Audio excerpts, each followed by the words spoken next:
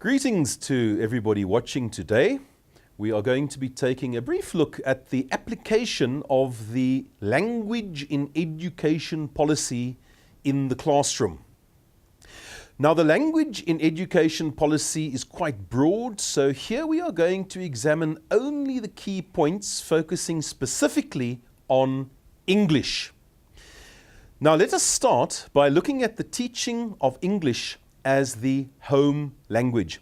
It is assumed that the scholars in such schools have grown up with English as their mother tongue, but for the vast majority of them here in the Free State, this is simply not the case.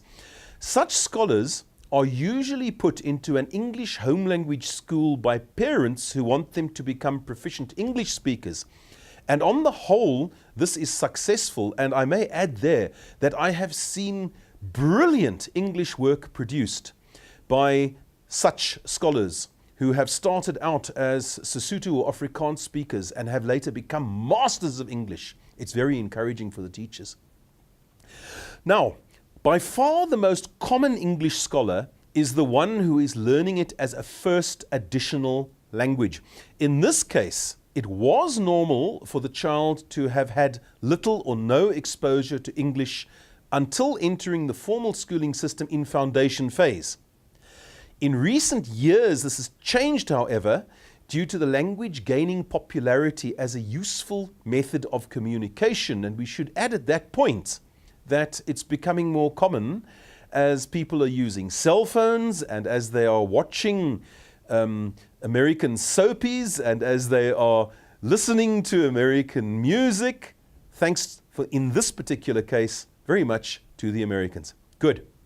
Now, it must be noted also that in most schools, English is also the medium of instruction, and it is this that makes the role of the English teacher so vital.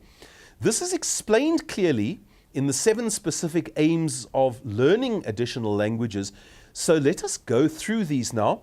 They can be found on page 9 of the CAPS document, which I'm so kindly holding up to the camera for you all to see.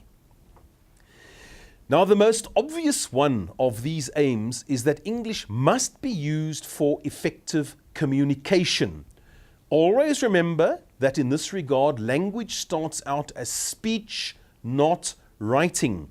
And we must emphasize this in the classroom. Orals are a very important part of our lessons. The next aim is that the scholar must be able to use English for academic learning, and it is here that a dedicated teacher can boost the performance of a school by assisting colleagues with their requirements.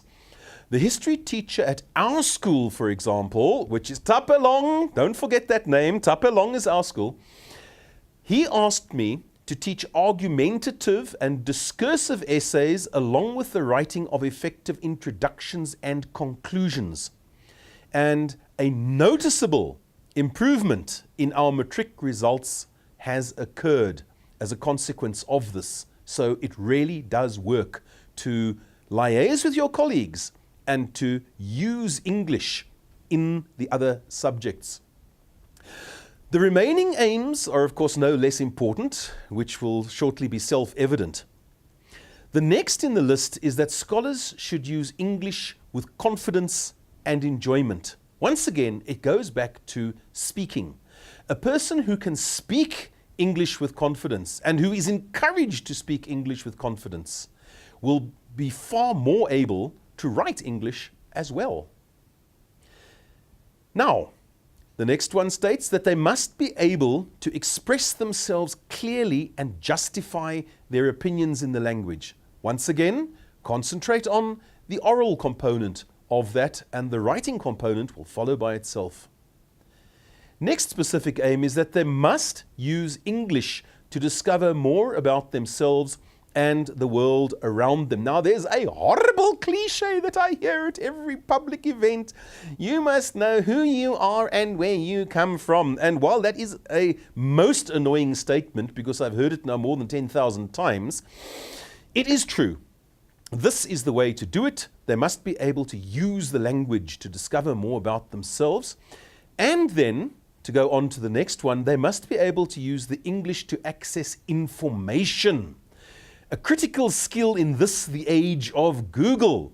And this is also the key for them to become lifelong learners without being able to go onto the internet. You are helpless in modern society.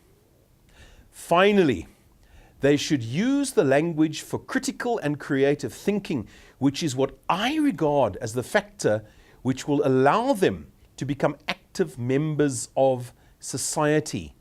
This is the gift that I try to leave with each of my scholars who are in my classroom. Not merely to learn, but to think, to reason. And the key to that is the effective use of language.